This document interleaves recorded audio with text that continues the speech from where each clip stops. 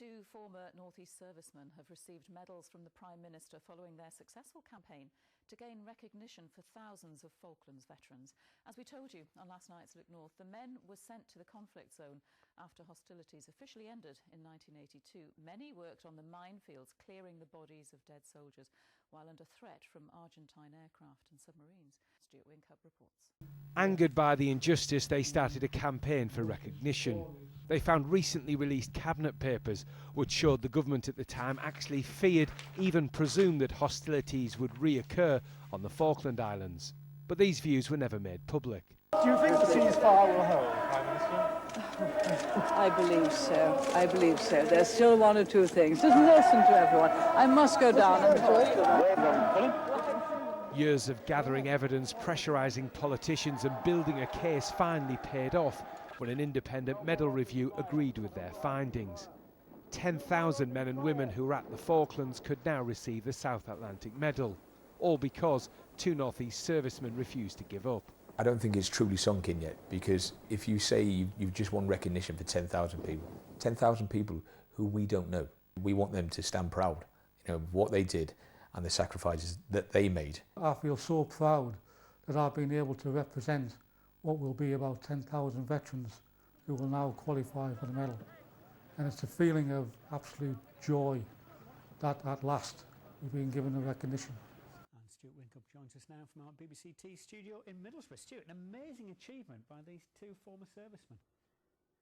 Yeah, Jeff, especially when you consider they said for a lot of those 30 years they weren't particularly getting anywhere. They said all their requests for information from the government were turned down. They were told those papers were confidential, but they persevered, eventually getting this information, minutes from Cabinet Office meetings in 1982, advice from the United Nations and the Attorney General. All that material was backing their case, saying that even after the surrender, the Falklands Islands were a very dangerous place. Conditions were very difficult. Now, the two men have always said their campaign was not meaning to downplay the role of those involved in the fighting, their bravery and their courage. Their campaign was about the thousands of men and women who followed behind them, who feel their role has been forgotten.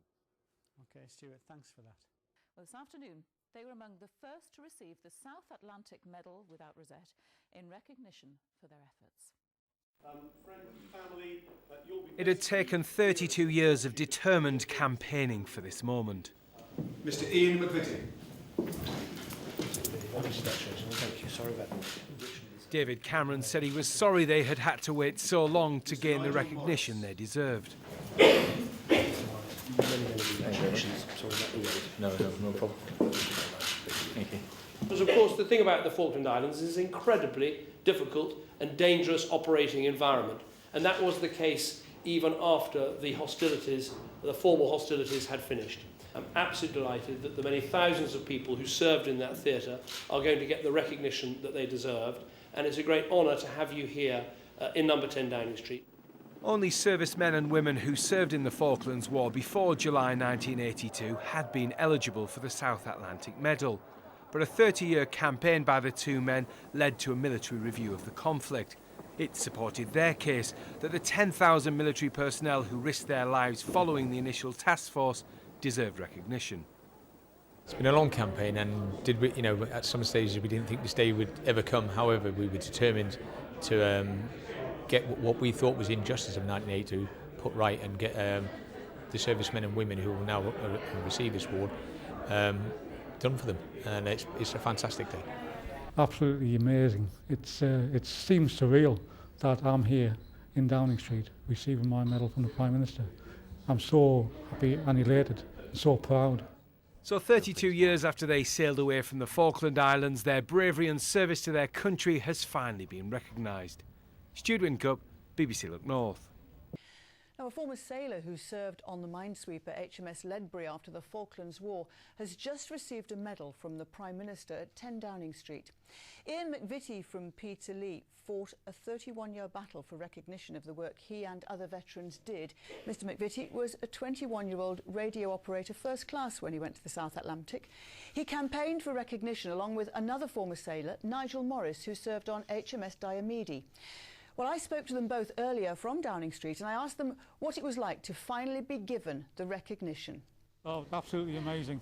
to be after 32 years to come to Downing Street and get your medal presented by David Cameron is an absolute honour and a privilege.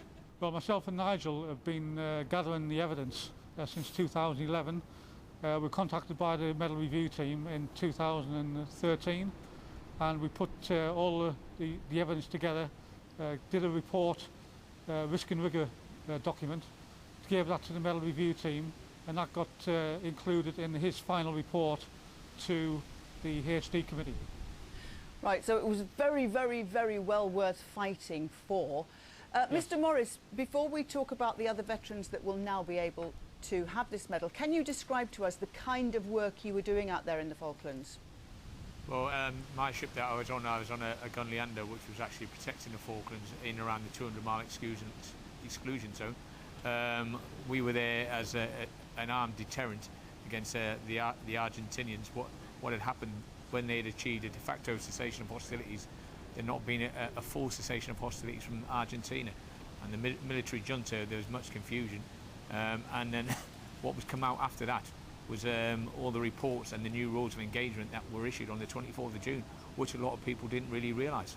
We went down on a minesweeper, a fiberglass minesweeper, with 45 people on, and we went down to relieve the converted trawlers, the Northella, Junella, Fenella and Pict. So we had to clear the remaining sea mines and also locate the wrecks of the Ardent, the Sheffield and the Coventry, so they could dive on those wrecks and get important information up. So can you now tell us which other veterans will be awarded this medal? Up and now, this will now go out to all the 10,000 people. They'll come from the Royal Navy, Royal Air Force, Merchant Navy, ships taken up from trade and the Army. So it's a lot of people, and they'll have to realise that they can now claim this medal. Well, many congratulations for talking to us, and thank you very much for the job that you did out there for us. Right. Thank you. Thank you very much.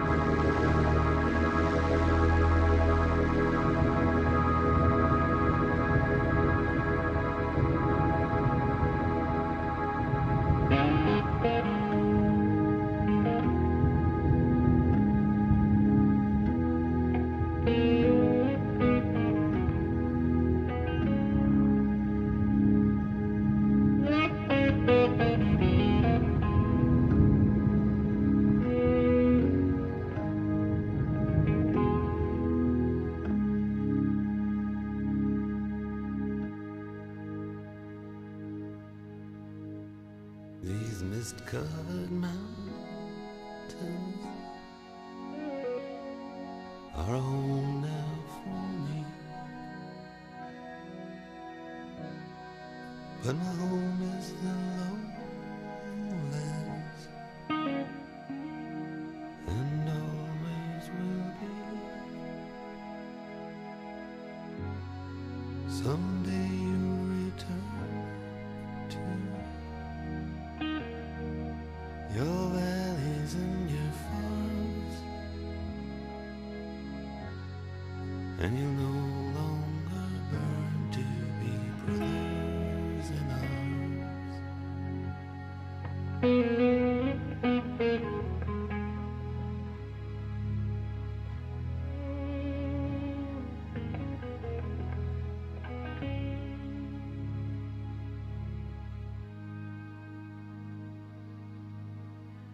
through these fields of destruction, baptisms of fire, I've witnessed your suffering as the battle reached high, and though it hurt me so bad, in the fear and alarm, you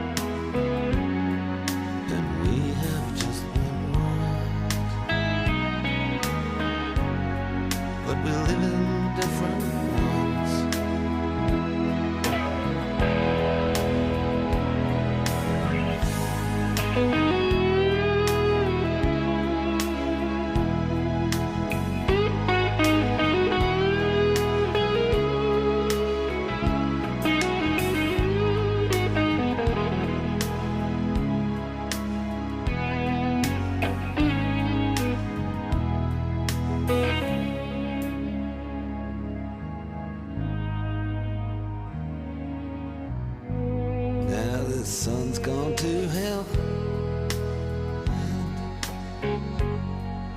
The moon riding high. Let me bid you farewell. Every man has to die, but it's written in the starlight, in every line